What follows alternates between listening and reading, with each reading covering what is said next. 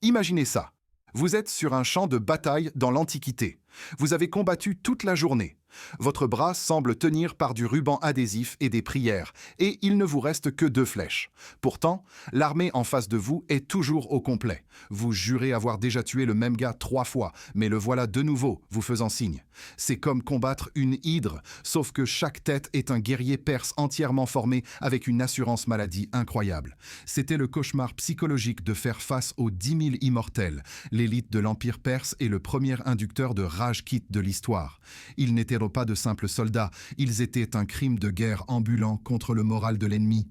Pendant plus de 200 ans, leur nom a été murmuré avec crainte de la Grèce à l'Inde.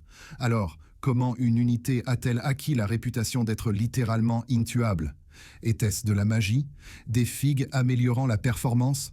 Une sorte de glitch de réapparition antique? Alerte spoiler, c'était encore plus terrifiant que ça. Revenons au 6e siècle avant JC. Un chef nommé Cyrus le Grand joue une véritable partie de risque et il gagne tellement que c'est franchement irrespectueux. Il est occupé à bâtir l'empire achéménide en une superpuissance qui finirait par s'étendre sur 3 continents. Mais à mesure que son territoire grandit, Cyrus rencontre un problème impérial classique. Comment contrôler un empire vaste et constamment rebelle sans que tout ne s'effondre? Il lui fallait plus qu'une grande armée. Il lui fallait un noyau de troupes absolument loyal, redoutablement efficace, qui ne le trahirait pas, ne pourrait pas être corrompu et était prête à mourir pour lui, de préférence à plusieurs reprises. C'est là que les immortels entrent en jeu. Selon l'historien grec Hérodote, qui était essentiellement le commentateur sportif le plus dramatique de l'Antiquité, cette unité d'infanterie lourde triée sur le volet a changé la donne. Certaines légendes disent qu'une brillante commandante nommée Pantaea Arteshba a en fait organisé la garde, ce qui, si c'est vrai, signifie que l'unité militaire la plus redoutée de l'histoire pourrait avoir été créée par une femme. Les archives historiques sont frustrantes à cet égard, probablement parce que les hommes de l'Antiquité avaient un vrai problème à accorder du crédit aux femmes pour quoi que ce soit. Les immortels étaient presque exclusivement recrutés parmi les familles nobles de Perse et de Médie. Ce n'était pas un poste pour lequel on postulait sur un ancien LinkedIn. C'était une vocation. Ils ne se battaient pas pour un salaire. Ils se battaient pour l'honneur familial, pour le droit de se vanter qui résonnait sur des générations, et pour leur roi.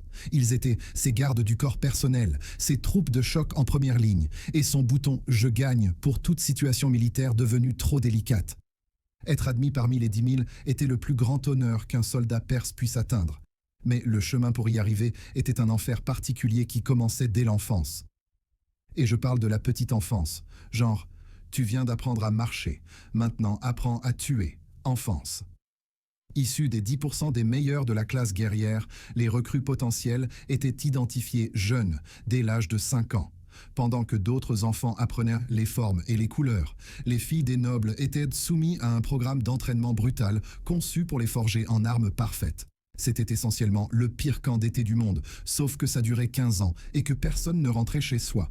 Ils apprenaient à monter un cheval comme s'ils étaient nés sur la selle, à tirer un arc avec une précision qui ferait rougir un tireur d'élite moderne et à survivre dans les pires conditions, avec à peine de la nourriture. On parle de déserts brûlants, de montagnes gelées et de marches forcées interminables qui faisaient nos passer les marathons pour une agréable promenade vers Starbucks. Mais ce n'était pas seulement de la torture physique. Ils étaient également entraînés sans relâche à toujours dire la vérité. Une valeur perse fondamentale, ce qui est spectaculairement ironique pour une unité dont toute la réputation était bâtie sur le plus grand mensonge de l'histoire militaire. Mais nous y reviendrons. Quand un homme était prêt à rejoindre à 20 ans, il était un maître de la guerre. Mais voici le bon côté. Il faisait désormais partie d'une classe d'élite qui recevait une meilleure solde, une meilleure nourriture, une meilleure armure et beaucoup plus de respect que littéralement quiconque dans l'Empire. Ils étaient même accompagnés sur les campagnes par leurs propres serviteurs et concubines, un détail qui illustre vraiment à quel point le package de performance militaire perse était absolument fou. Soins dentaires complets, primes de combat et compagnons de voyage, c'était l'équivalent d'un plan de rémunération de dirigeant de Fortune 500 dans l'Antiquité. Ok, parlons du nom, les immortels. Ça sonne cool, non? Très menaçant et génial pour le merchandising. Mais quel était leur véritable secret? Ce n'était pas de la magie, ce n'était pas une intervention divine, ce n'était pas une ancienne boisson énergisante à base de lait de chamel fermenté. C'était quelque chose de bien plus intelligent et, franchement, terrifiant, une logistique de champ de bataille brillante combinée à une guerre psychologique redoutable. L'historien grec Hérodote les a appelés Athanatois, les immortels, pour une raison simple et absolument diabolique. L'unité était toujours maintenue à une force exacte de 10 000 hommes. Pas 9 599, pas 10 001, exactement 10 000. Les Perses étaient apparemment très bons en maths et très dévoués à la tâche. Voici comment cela fonctionnait. Dès qu'un soldat était tué, tombait malade ou était trop gravement blessé pour combattre, un remplaçant d'une unité de réserve spéciale était immédiatement amené pour prendre sa place. On parle d'un échange le jour même, une logistique de niveau Amazon Prime. Les morts et les blessés étaient évacués si efficacement que cela ressemblait à un tour de magie. Pour une armée ennemie observant depuis le champ, l'effet était absolument cauchemardesque. Peu importe le nombre d'immortels qu'ils tuaient, l'unité ne diminuait jamais. Vous vous battiez toute la journée, comptiez vos victimes, vous sentiez plutôt bien, puis au coucher du soleil, vous balayez le champ de bataille du regard et voyez exactement le même nombre de soldats d'élite brillants vous fixer. C'était comme essayer de vider l'océan avec un seau, ou jouer à un jeu vidéo où l'équipe ennemie a des réapparitions infinies et vous êtes bloqué en permanence avec une vie sans continu. Cela vous rendrait absolument fou. Le nom immortel n'était pas seulement un titre, c'était une campagne de marketing, c'était de la propagande, c'était leur arme la plus efficace et elle ne manquait jamais de flèches. En gros, les Perses ont inventé la première opération de gaslighting militaire au monde et elle était d'une efficacité dévastatrice. Ces hommes étaient des maîtres du combat à distance et au corps à corps. Leur stratégie était flexible, mobile et conçue pour un pur choc et de la stupéfaction. Une attaque commençait généralement par une pluie de flèches si dense qu'elle occultait littéralement le soleil. Chaque immortel portait un puissant arc composite qui transformait les formations ennemies en coussins à épingles humains avant que quiconque ne s'approche. Il portait de grands boucliers en osier recouverts de cuir, plus légers que les boucliers de bronze grec, ce qui signifiait qu'ils pouvaient être dressés pour créer un mur de forteresse portable pour tirer des flèches à couvert. Sous leur tunique ornée, ils portaient des armures d'écailles, ressemblant à des écailles de poisson, leur offrant un mélange solide de protection et de mobilité. Une fois la tempête de flèches passée, ils chargeaient avec de courtes lances, puis sortèrent de courtes épées pour un combat rapproché brutal. Cette combinaison les rendait incroyablement adaptables, et ils étaient absolument fabuleux avec leurs bijoux en or étincelants. Les immortels ont été le fer de lance des plus grandes conquêtes de la Perse. Ils étaient là lorsque Cyrus le Grand a pris Babylone en 539 avec JC.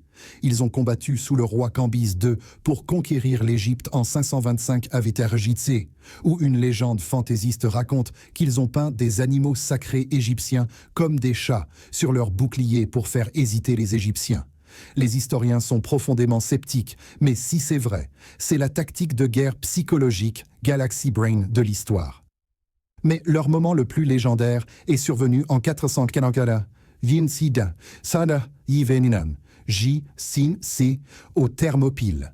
Le roi Xerxès avait lancé des vagues de troupes régulières contre 300 Spartiates et leurs alliés pendant des jours sans absolument rien accomplir. Frustré et probablement dans une rage royale, il a finalement envoyé les immortels, l'option nucléaire.